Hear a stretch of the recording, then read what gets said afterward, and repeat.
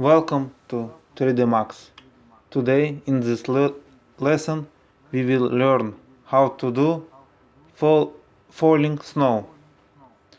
First we do some base.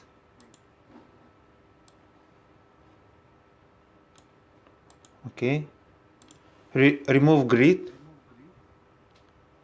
and change system.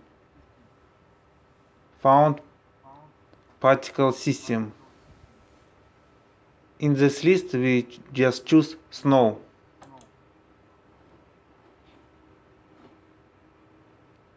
And select. Just remove up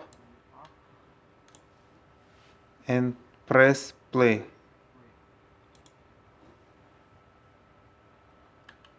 As you see,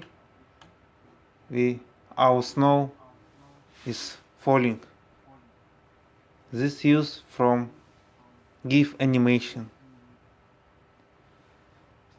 Thank you very much for attention. Please sign in our channel in YouTube.